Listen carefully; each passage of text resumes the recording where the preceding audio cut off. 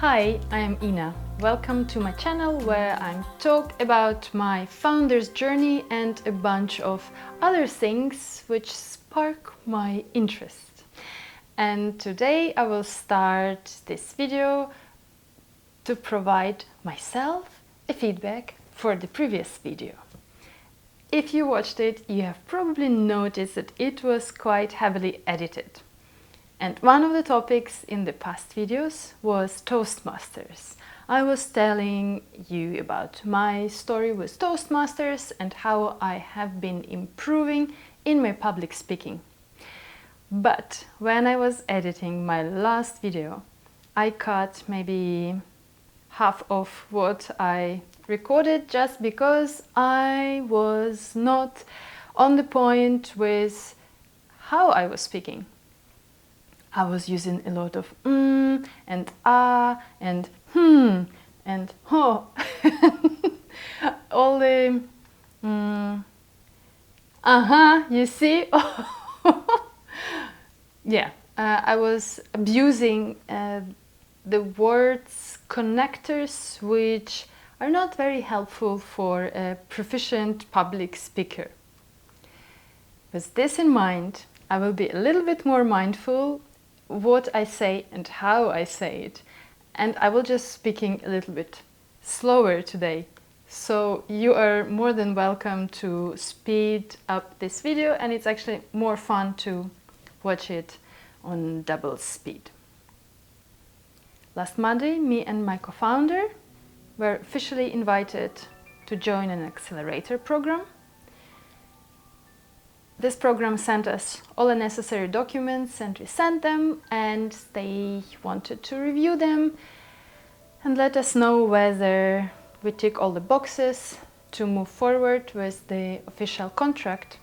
And big news is that we are going to sign the contract on the 27th of August. And on September 2nd we start the program. It's very exciting, with one little caveat. Both of us, me and my co-founder, have to be residents, official residents of Berlin. Unfortunately, she does not live in Berlin, but lives in the north of Germany. And so we need to find really fast an apartment for her and to officially make her resident of the city of Berlin, because the money which found the program are coming from German Senate and the local Berlin Council. So that's been a little bit of stress for both of us, because of course I want to start the program and I want her in. So in case you live in Berlin and you know somebody who has an apartment to rent, then hit me up. On a more positive note, this opportunity with Accelerators sounds really exciting. Last time I said that I was very proud of being accepted to this program. I felt like I've done so much for this, but lately, for the last maybe 3 days, well, I lived only 2 days with like good positive feeling about this, but since last Tuesday I felt that I was again in luck, that it was not my dedication and work, but just because the program maybe didn't have enough applicants, maybe they wanted us for their positive image. I don't know, but I definitely need to work on this situation with self-image and giving myself full credit. In the last video I mentioned that I was going to write a speech for my Toastmasters about Tim Ferriss's meta-learning method. And also I went back to study German using this method. And so, in order to prepare for the speech, I went back on the internet to watch again some of the Tim Ferriss interviews and videos to write my speech. And so, just to remind you, what is this meta-learning method? Tim Ferriss calls it DISS, D-I-S-S-S-S, where D stands for deconstruction, S for selection, second S for sequencing, and third S for stakes. Tim Ferriss is a great person. A few years ago I came across his videos, I read a couple of his books, in particular A 4-Hour Chef and The Tribe of Mentors. He's also famous for his book The 4-Day Working Week. He was the first one who pushed this idea in the end of the 90s. He pushed this idea to everyone and now we're living the dream, right? What I found very interesting and a little bit annoying is that, and again, it's my personal opinion, please challenge me if I'm wrong, is that Tim Ferriss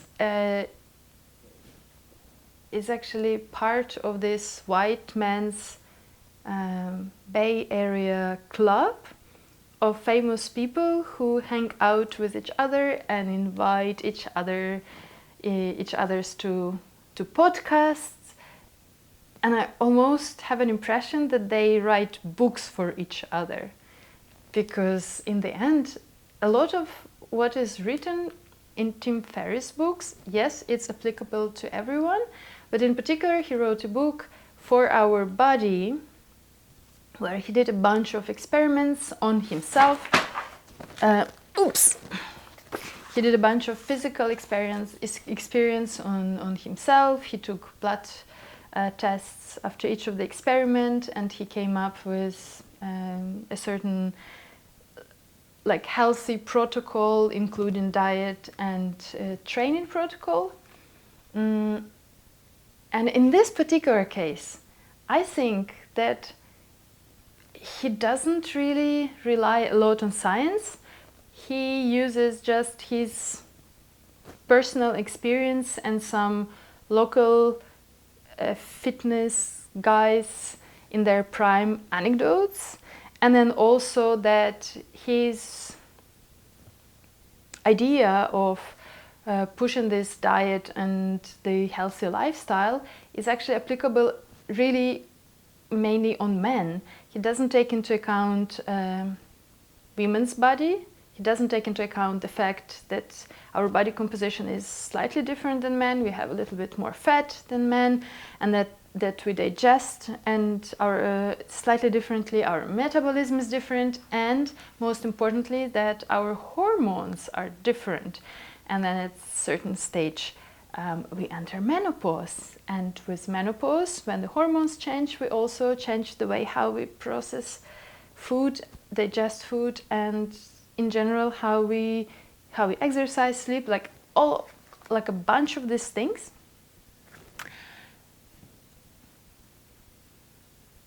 And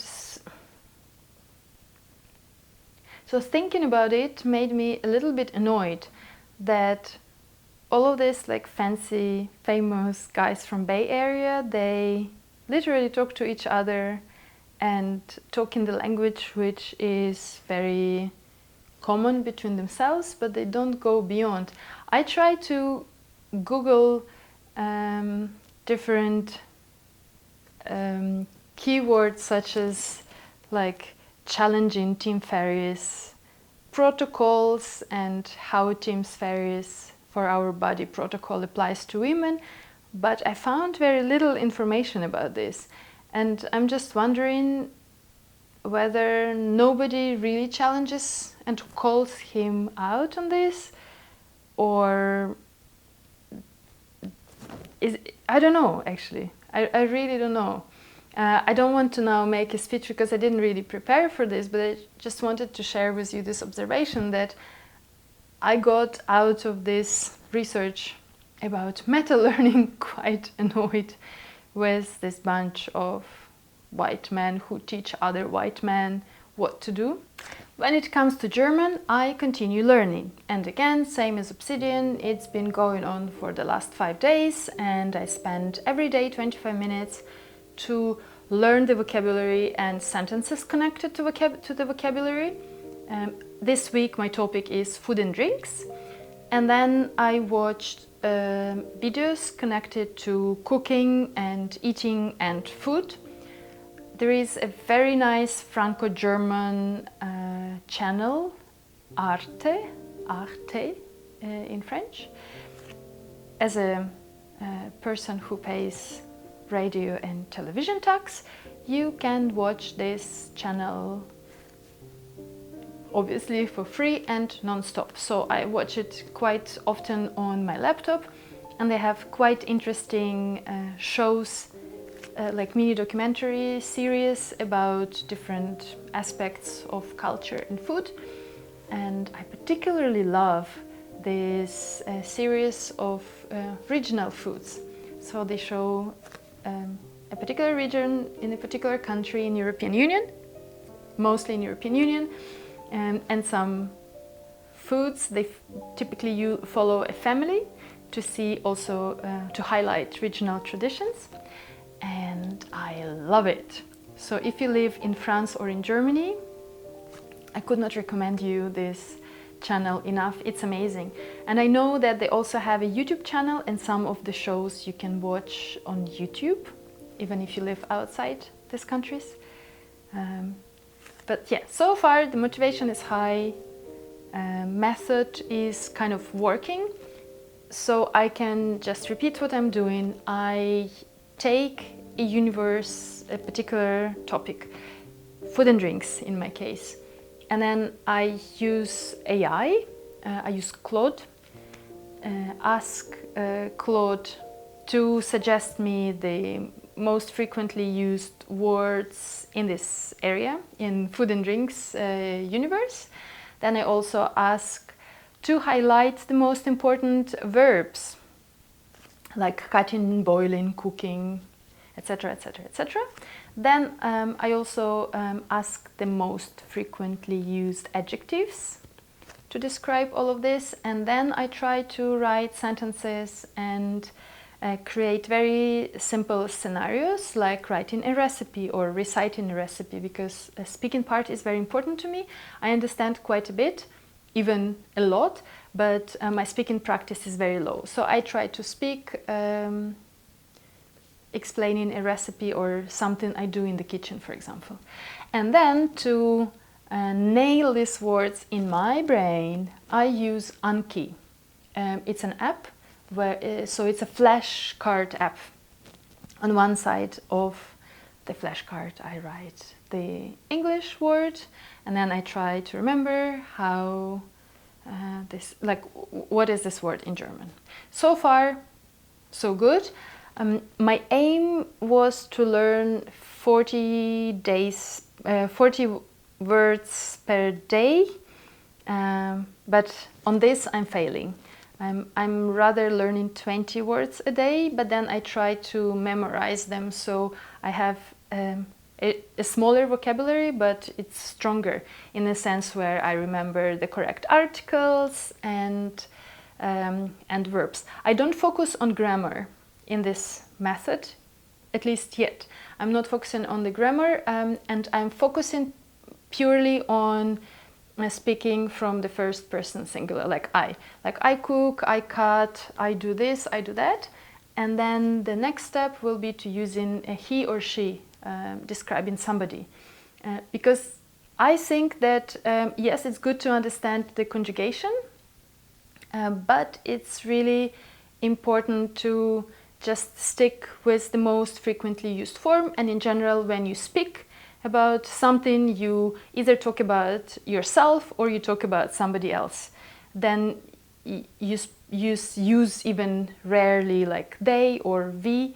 So yeah, I guess that this is fine for the moment, and in general that's how the application of this method is to language learning. And I'm already contemplating to also revive my Japanese, but first I'll stick to German for some time. And next week I think I will be going into the dance territory, because I dance tango and I go to the tango school here. Most of our teachers speak English, and or Spanish, but sometimes the lessons are in German, and then also when I go to dance tango, there are obviously a lot of Germans. So that's a very useful topic for me to explore further. So far, so good. But again, in general, I'm very good when it comes to when it comes to beginning something. Like in the very beginning of a project, I'm usually very excited. I line everything up, I put a plan, but then I'm not very good at sticking to the plan. So let's see how it goes next week.